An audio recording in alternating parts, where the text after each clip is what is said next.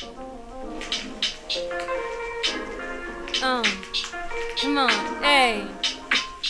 Yeah.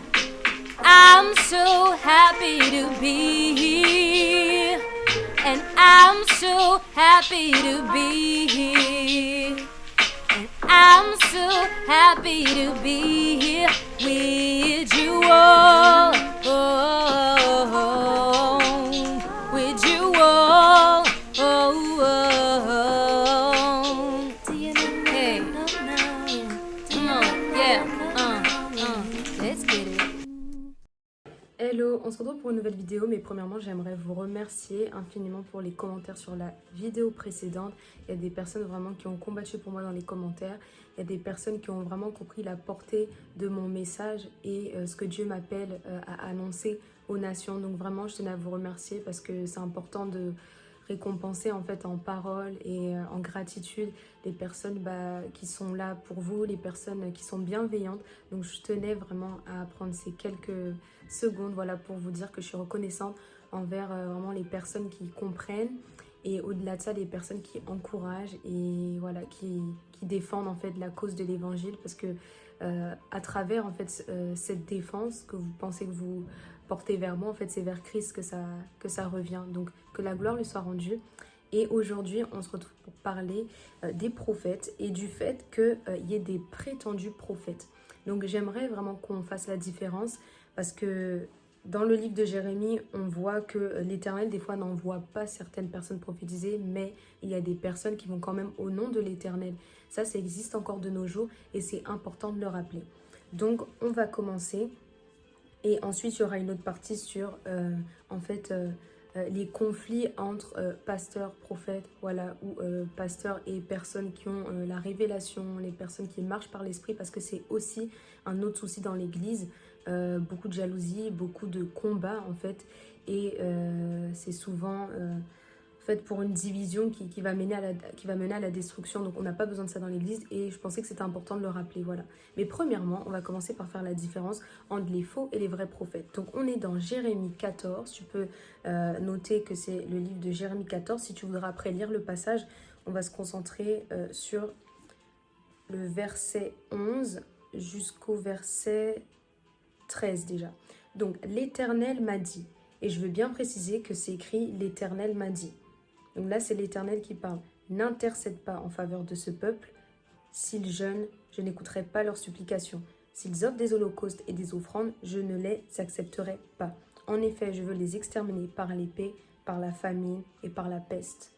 Donc déjà on voit ici que le Seigneur, en fait, c'est lui qui demande de ne pas intercéder en faveur du peuple. Pourquoi? Parce que le peuple est rebelle, il a péché et ne veut pas se repentir, tout simplement, c'est ce qu'on peut comprendre.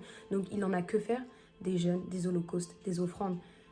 Bizarrement, c'est ce que j'avais dit dans la vidéo précédente, où je disais que si, par exemple, je chante, mais que finalement, je ne suis pas en accord avec la parole de Dieu et que je suis dans autre chose, en fait, ça n'a aucune valeur devant les yeux du Seigneur. Donc, Dieu est prêt à frapper. Et c'est pas un homme qui parle. On parle de Dieu, le Dieu vivant, le Dieu que nous prions. Le Dieu qui a envoyé Jésus-Christ pour sauver l'humanité, afin que s'il croit en lui, il soit sauvé. C'est ce même Dieu qui dit n'intercède pas en faveur de ce peuple. Donc il se peut des fois que Dieu vous dise ne prie pas pour telle ou telle personne. Dieu a déjà eu à me dire c'est plus la peine d'intercéder pour telle personne. Donc on continue. J'ai répondu à Seigneur éternel, ce sont les prophètes qui leur disent vous ne verrez pas d'épée, vous n'aurez pas de famine, mais je vous donnerai une paix complète dans cet endroit. Donc ici on voit que Jérémie dit au Seigneur, mais c'est des prophètes en fait qui ont dit au peuple qu'il n'y aurait pas de mort, il n'y aurait pas de famine, je vais vous donner une paix complète. Et on se rend compte que, au verset suivant, le Seigneur dit, et l'Éternel m'a dit, les prophètes annoncent des faussetés comme si cela venait de moi. Je ne les ai pas envoyés, je ne leur ai pas donné d'ordre, je ne leur ai pas parlé.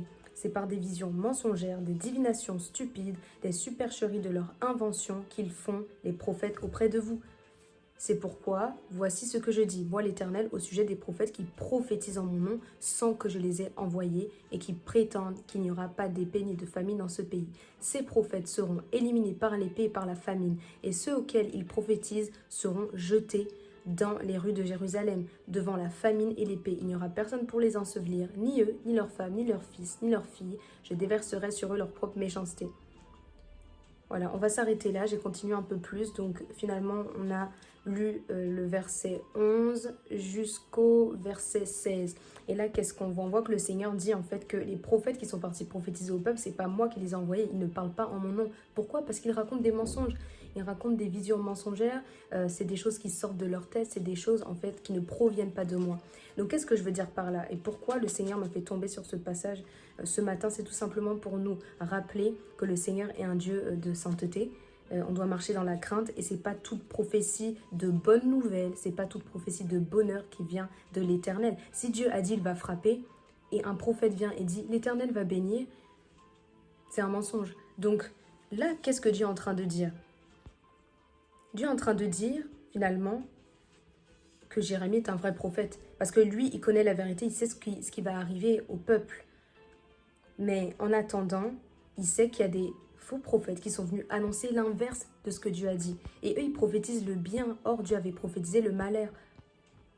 Donc, qu'est-ce qu'on peut conclure de ça? Dieu châtie quand on ne revient pas à lui. Dieu frappe. Et les prophéties où le Seigneur parle de malheur ne sont pas des messages du diable. Quand Dieu dit qu'il va punir, qu'il va frapper, ça ne vient pas toujours de l'ennemi. Là, vous avez la preuve dans la parole.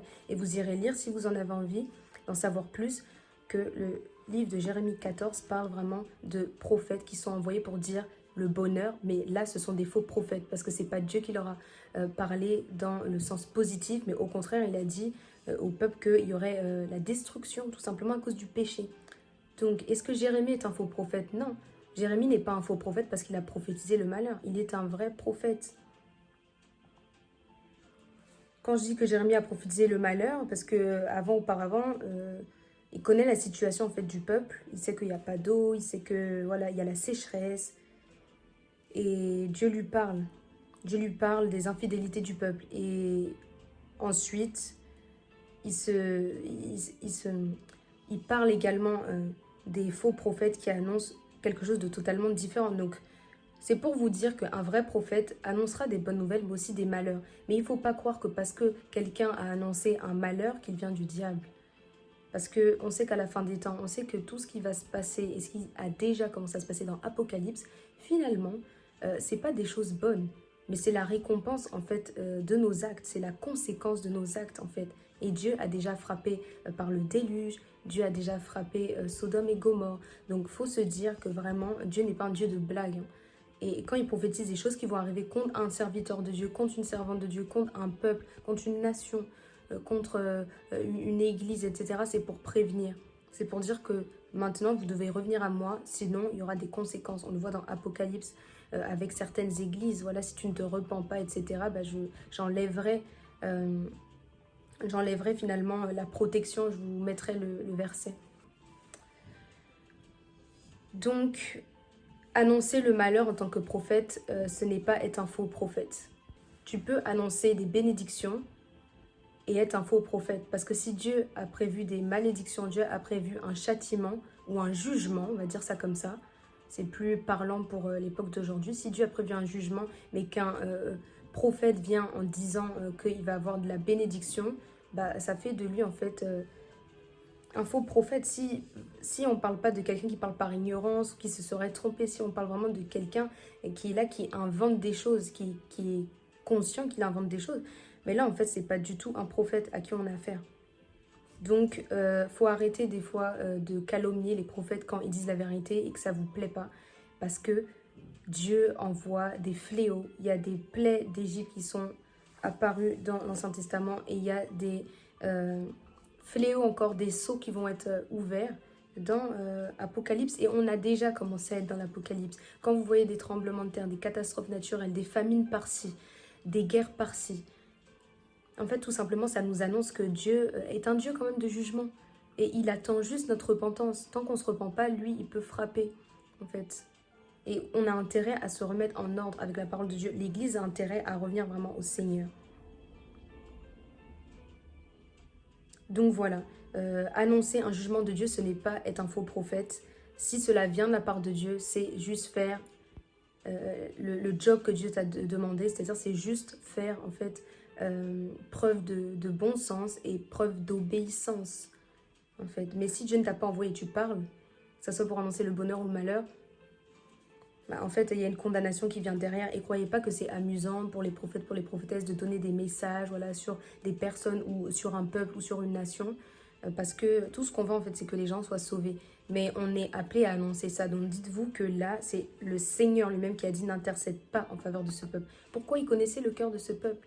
Voilà. Et quand on voit comment le Seigneur s'est tu, il est resté silencieux pendant 400 ans. Et ensuite, Jésus est venu. Bah, c'est pour vous montrer que vraiment, le Seigneur... il est un Dieu de justice, voilà, et il aime la repentance. Et quand on ne veut pas écouter, on fait la sourde oreille, il y a des conséquences. Et forcément, Dieu va prévenir son peuple en envoyant des prophètes, voilà, des serviteurs pour parler en son nom, des sentinelles, voilà, des frères et sœurs tout simplement. Et il faut prêter attention. Il ne faut pas être distrait, il faut veiller et prier. On va aller, pour terminer, dans 1 Pierre. Chapitre 1 au verset 20. Donc là, on est dans le Nouveau Testament. Là, c'est Pierre qui nous dit, sachez avant tout qu'aucune prophétie de l'Écriture n'est une affaire d'interprétation personnelle, car ce n'est jamais par une volonté d'homme qu'une prophétie a été apportée, mais c'est poussé par le Saint-Esprit que des hommes ont parlé de la part de Dieu. Donc, prophétiser, donner une prophétie, c'est parler de la part de Dieu. Bien sûr, il y en aura des fausses. Mais si on a des fausses, c'est que ça a pour but de détruire. Et maintenant, on doit s'attacher à la vérité. Il faut savoir que les prophéties doivent être en accord avec la parole. C'est pour ça qu'il dit aucune prophétie de l'Écriture n'est une affaire d'interprétation personnelle. En fait, ça doit être en alignement avec la parole. La parole doit pouvoir vraiment confirmer. Ça doit être en accord avec le caractère de Dieu, en fait. Donc, ce n'est pas une histoire d'interprétation personnelle. Qu'est-ce que Pierre peut vouloir dire par là? Je dirais que... c'est pas de nous-mêmes, de notre propre fond qu'on doit parler. Vous savez que le Seigneur dit de l'ennemi, en fait, qu'il parle de son propre fond, il est le père du mensonge et il peut que donner le mensonge. Je vous mettrai le verset. Mais en revanche, c'est poussé par l'Esprit que les hommes ont parlé de la part de Dieu. Et c'est aussi à cause de cet Esprit de Dieu que certaines personnes vont combattre. Mais en réalité, ils combattent contre Dieu. Parce que si Dieu envoie sa parole au travers de Jean-Baptiste, au travers de Jean, au travers de Pierre, de Paul, et des personnes qui sont aussi présentes dans cette génération, c'est vraiment pour réveiller l'esprit des personnes qui sont endormies et qui doivent se réveiller, tout simplement. Donc quand Dieu envoie une prophétie, c'est pour réveiller le peuple, c'est pour encourager, exhorter, c'est pour ramener les personnes vers la sainteté. C'est pas pour détruire. Voilà, c'est toujours pour redonner vie. Voilà, la prophétie permet d'amplifier encore la parole, je dirais, parce que c'est une fusion, en fait. C'est une fusion de l'esprit. Donc, sachez que quand on parle poussé par l'esprit, c'est des choses qui sont poussées par l'esprit, tout simplement, comme la phrase le dit. Et ça ne doit pas venir de manière humaine. C'est vraiment l'esprit qui inspire. C'est pas quelque chose d'humain. Donc il y a des fausses prophéties qui sont là et c'est poussé par l'esprit humain. C'est pas poussé par l'esprit de Dieu. Et donc il faut faire attention. Il faut vraiment examiner les prophéties. Et dites-vous que Dieu est un Dieu de crainte. Donc normalement la prophétie n'est pas censée changer le caractère de Dieu. Si ça te pousse à continuer dans le péché, comme là on a vu le peuple, où on disait apparemment qu'ils vivent dans le péché, mais que Dieu va les bénir, Dieu mettra la paix, etc. Ça n'a pas de sens. Dieu ne bénit pas le péché. Donc, il faut vraiment, pour comprendre ou être sûr d'une prophétie, pour pouvoir l'examiner, comprendre d'où vient la source, etc., de connaître la parole et le caractère de Dieu. Si tu sais vraiment que Dieu est un Dieu de sainteté, tu comprendras que c'est pas possible qu'il puisse envoyer des prophéties qui sont contraires à sa parole, en fait. Il ne peut pas t'encourager alors que tu vis dans le péché, tu vois, ça n'a pas de sens. Donc, ça, c'était la première partie de la vidéo. Et la deuxième partie, je la ferai dans une autre vidéo. Voilà, on ne va pas le faire dans celle-ci. On va garder ça de manière telle quelle, de manière un peu plus courte. Et comme ça, vous pourrez voir un peu qu'est-ce que le Seigneur veut nous dire au travers des prophètes et le combat, en fait, dans l'Église par rapport aux choses de l'esprit. Voilà, donc si tu as envie de voir la suite de cette vidéo, n'hésite pas à cliquer. En attendant, sois béni et je vous aime. 2025 will be the year of